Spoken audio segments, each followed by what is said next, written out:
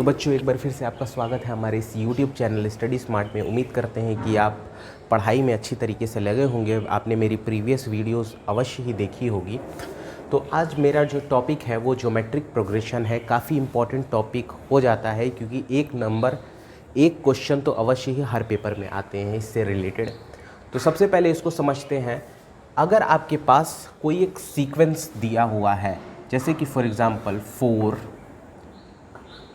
12, 36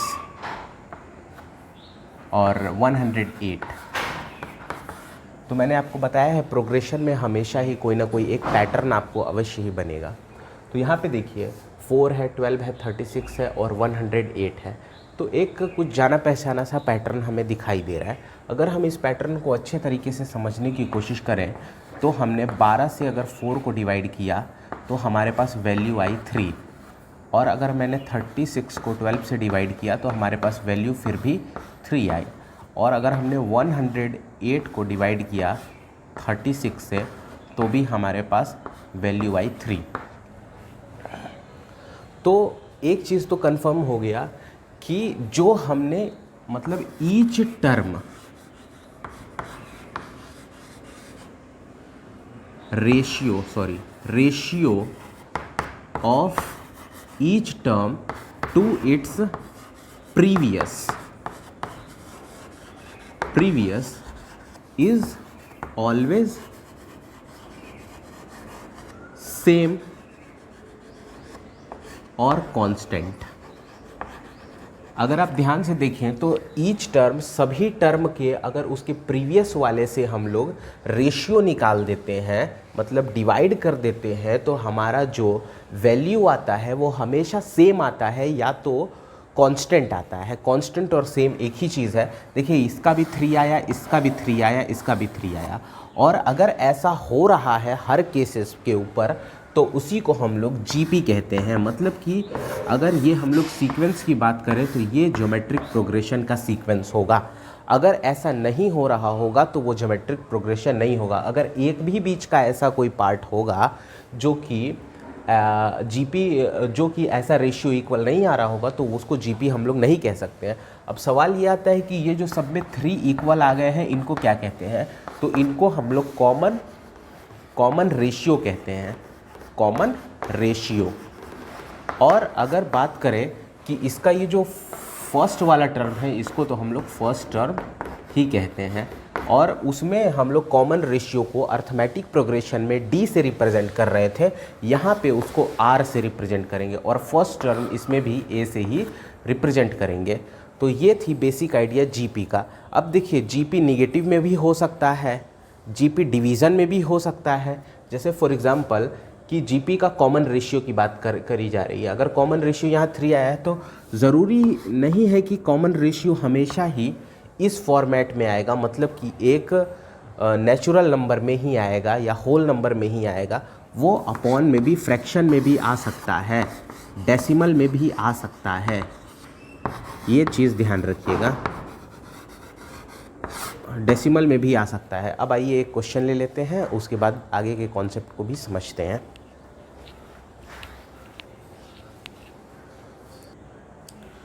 तो बच्चों यहाँ पे मैंने एक एग्ज़ाम्पल ले लिया है।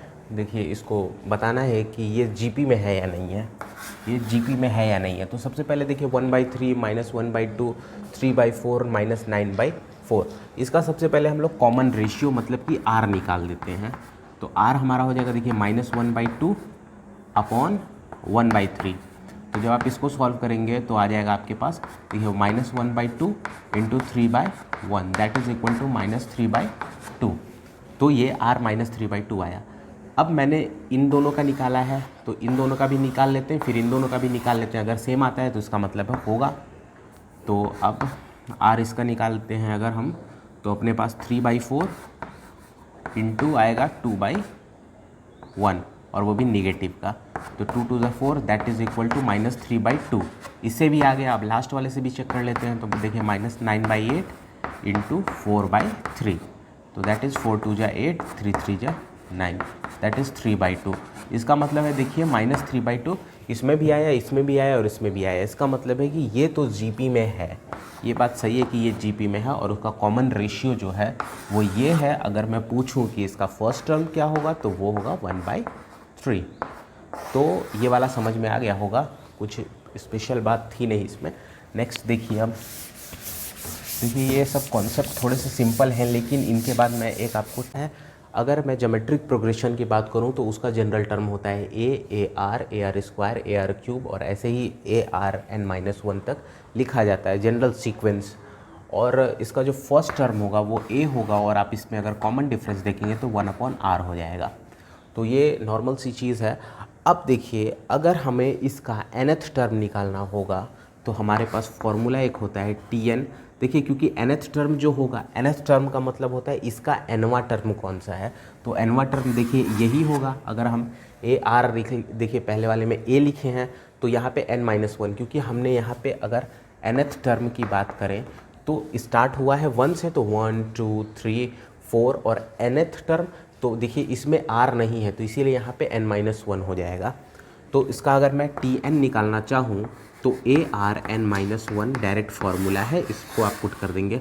देखिए इसको समझिए थोड़ा सा थियोरेटिकली, इसको यूज़ कैसे करेंगे। जैसे फॉर एग्जांपल आपके पास 4 है, 16 है, 64 है, 256 है। अगर ये आपके पास सीक्वेंस है और आपसे कह दिया जाएगा कि आप निकालिए 8th टर्म, तो थोड़ा सा मल्टीप्लाई करने में प्रॉब्लम हो सकती है, इसीलिए डायरेक्टली आप इस फॉर्मूले का यूज़ कर सकते हैं।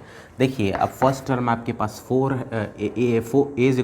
है तो यहाँ पे 4 पुट करेंगे और जो आपके पास R है, कॉमन रेशियो है 16/4 दैट इज़ इक्वल टू 4 आ रहा है, तो यहाँ पे आप 4 रख दीजिए।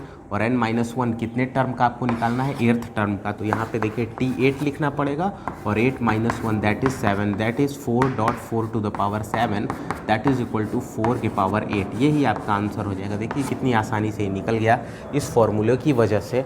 अब देखिए कई बार ऐसा होता है कि आपको सीधे सामने से नहीं बोलेगा निकालने के लिए, वो कहेगा फ्रॉम द इंड से आपको पीथ टर्म निकालना है। तो अगर आपके पास हो जाएगा फ्रॉम द इंड वाला, अगर कह दिया जाए पीथ टर्म फ्रॉम इंड, अंतिम से पीथ टर्म निकालिए, तो आपका जो सीक्वेंस ये वाला दिया था इसको आप पलट देंगे ARn-1, अंतिम वाले को फर्स्ट टर्म बना लेंगे, उसके बाद ARn-2 होगा और ऐसे ही करते करते जब आप AR पे पहुँचेंगे उसके बाद आपके पास A आएगा। तो इसमें देखिए कुछ इन्फॉर्मेशन आपके पास हो गई कि आपका जो A वाला फर्स्ट टर्म होगा वो आपका हो जाएगा ARn-1, फर्स्ट टर्म आपके पास ये हो जाएगा। और अगर मैं कॉमन रेशियो की बात करूं तो इनको इनके साथ डिवाइड कर दीजिए आप, तो आपके पास बचेगा देखिए यहाँ पे ARn-2 डिवाइडेड बाई ARn-1। देखिए A and A cancel out हो जाएगा और यहाँ पे अगर आप देखें तो Rn-2 और -n+1 मतलब n कैंसिल आउट हो जाएगा, r की पावर 1 मतलब 1/r हो जाएगा। देखिए कोई ज़रूरी नहीं है कि आप इसको r को यहीं से निकालें, मैं चाहता तो यहाँ से भी निकाल सकता था। देखिए a कैंसिल हो जाता, 1/r डायरेक्टली दिखाई दे रहा है। तो ये हमारे पास ये वाला हो गया कॉमन रेशियो। कॉमन रेशियो को मैं इस कैपिटल R से रिप्रेजेंट कर रहा हूँ क्योंकि ये हमारे सीक्वेंस में पहले से ही R मौजूद है। तो अब देखिए जब हमारे पास A निकल आया, R निकल आया, तो हमें पीथ टर्म निकालना है। तो हमें पता है पीथ TP का अगर फॉर्मूला पूछा जाए तो ARn-1 ये हो जाएगा और A की जगह पे ये वाली वैल्यू पुट कर देंगे ARn-1 और R की जगह पे हमारा 1/r हो जाएगा और n-1। जब आप इनको फर्दर सॉल्व करेंगे तो आपके पास जो आंसर आएगा ARn-P आएगा। इसे आप याद कर लीजिएगा, मतलब कि TP is equal to ARn-P। तो ये फॉर्मूला आपका होगा कब, पीथ टर्म फ्रॉम इंड से अगर पीथ टर्म निकालना होगा तो ये फॉर्मूला आपका आ जाएगा।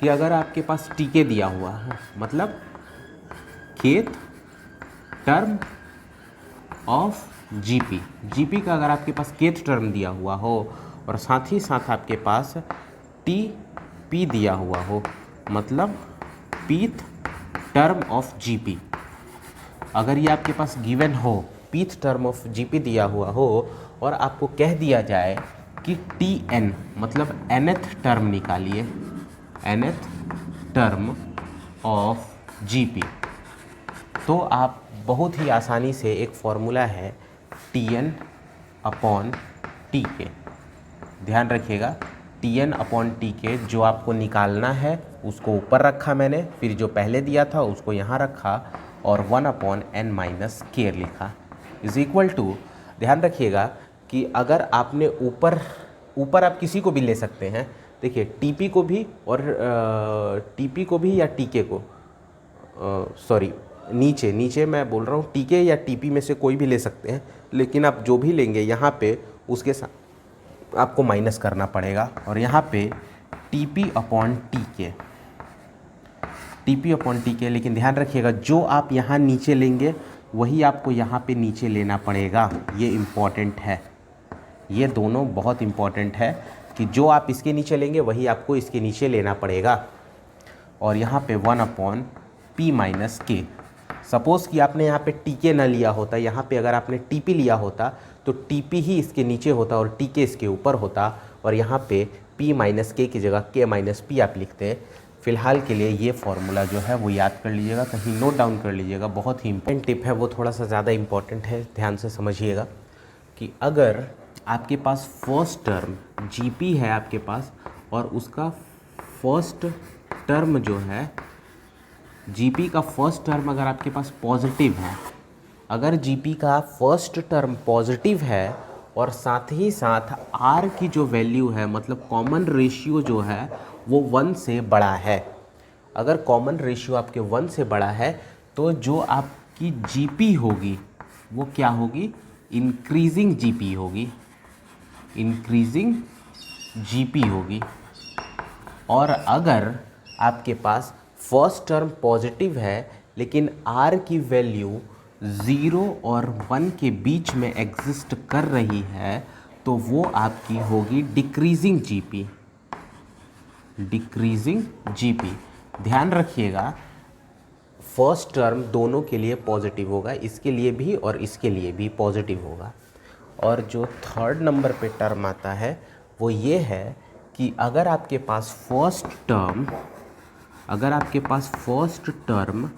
निगेटिव है, अगर आपके पास फर्स्ट टर्म निगेटिव है और आर की वैल्यू जो है, कॉमन रेशियो की जो वैल्यू है वो ग्रेटर है 1 से, तो जो आपका जीपी होगा वो डिक्रीजिंग होगा।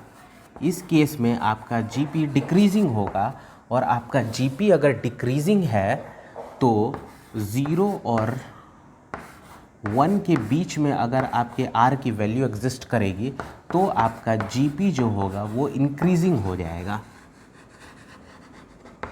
तो बहुत ही इम्पॉर्टेंट है, इसको याद रखिएगा। देखिए फर्स्ट टर्म पॉजिटिव तो जीपी इंक्रीजिंग जब आर से 1 से बड़ा होगा, लेकिन जब फर्स्ट टर्म निगेटिव होगा और आर बड़ा होगा 1 से तो आपकी जीपी डिक्रीजिंग होगी। लेकिन फर्स्ट टर्म निगेटिव होगा लेकिन आर की वैल्यू 0 और 1 के बीच में एग्जिस्ट करेगी तो जीपी आपका इंक्रीजिंग होगा। छोटी सी बात है, उम्मीद करते हैं कि यहाँ तक समझ में आया होगा। दोस्तों अब इससे रिलेटेड जो क्वेश्चंस हैं उनको मैं कल बताऊँगा।